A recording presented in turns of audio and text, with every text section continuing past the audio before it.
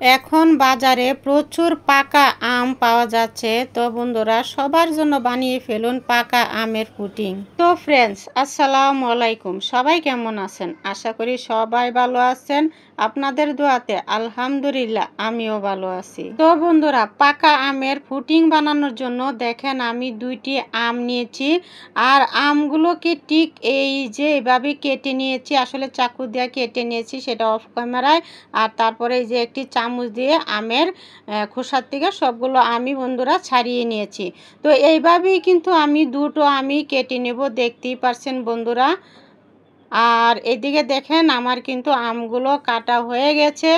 আর তারপরে নিয়ে নেব বন্ধুরা একটা ব্লেন্ডারের জার। আর ব্লেন্ডারের জারের মধ্যে আমি যে আমগুলো কেটে রেখেছি সেই আমগুলো দিয়ে দিয়েছি। আর তারপরে বন্ধুরা এখানে দিয়ে দিয়েছি আমি 3 চামচ চিনি। এটা আপনারা মিষ্টি বুঝে চিনি দিবেন, যে যেমন মিষ্টি খান ঠিক সেরকম মিষ্টি দিবেন।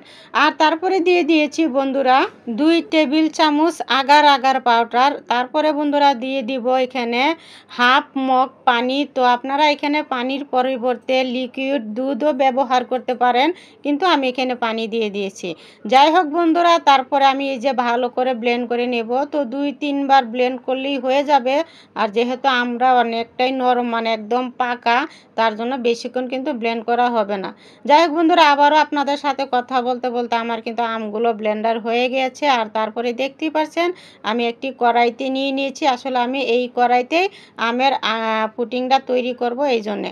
তারপরে বন্ধুরা চুলায় বসাই দিয়েছি, দেখতেই পারছেন। তারপরে এটাকে আমি নাড়তে থাকবো, কারণ যেহেতু এখানে আগার আগার পাউডার দেওয়া হয়েছে, আর না নাড়লে কিন্তু জমে যেতে পারে।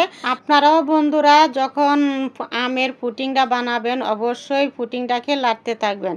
যাই হোক, ওই দিকে কিন্তু আমার আমের পুডিংটা হয়ে গিয়েছিলো। আমি 2-3টা বলক ওঠার পরে নামিয়ে নিয়েছি। আর তারপরে বন্ধুরা আমি কিছু ক্যারামেল বানিয়েছি, আর এটা অফ ক্যামেরায় বানিয়েছি, এটা আপনাদের সাথে শেয়ার করি নাই।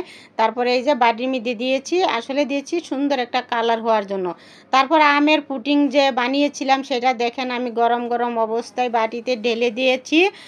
আর বন্ধুরা কি বলবো, আমের পুডিংটা কেমন হয়েছে অবশ্যই জানাবেন। আর যদি ভালো লাগে অবশ্যই একটি লাইক শেয়ার করে দিবেন, পেজে নতুন হলে ফলো দিয়ে দিবেন। আর যদি আমার ইউটিউব চ্যানেলে দেখে থাকেন তাহলে বলবো একটি সাবস্ক্রাইব করে দিবেন। যাই হোক বন্ধুরা, আমি আমের পুডিংগুলো 2 ঘন্টার জন্য রেস্টে রেখে দিব ঠান্ডা হওয়ার জন্য। আর 2 ঘন্টা পরে দেখেন বন্ধুরা আবারও চলে আসছে। আর এদিকে কিন্তু আমার আমের পুডিংটা একদম জমে গিয়েছে। আর তারপরে দেখেন আমি একটি কাঠি নিয়েছি, আর কাঠি দিয়ে 4-5টা ঠিক এরকম গোল গোল করে কেটে দিয়েছি। তারপরে যে একটি প্লেট নিয়েছি, তারপরে পুডিংটা উল্টে দিয়েছি। আর এইদিকে দেখেন বন্ধুরা আমার পুডিংটার কি অবস্থা হয়েছে। এটা কেন হয়েছে বুঝতে পারছেন, কারণ আমি যখন কাঠি দিয়ে পুডিংটা কেটেছিলাম এটা কিন্তু একদম বাটির সাথে লাগে নাই, তাই আমার পুডিংটা 2 ভাগ হয়ে গিয়েছে।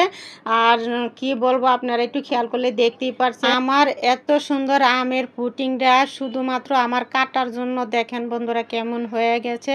যাই হোক, এটাই আপনাদের সাথে শেয়ার করলাম। তো বন্ধুরা আজকে এই পর্যন্তই। আমার ভিডিওটা এতক্ষণ দেখার জন্য অসংখ্য ধন্যবাদ। সবাই ভালো থাকবেন। আল্লাহ হাফেজ।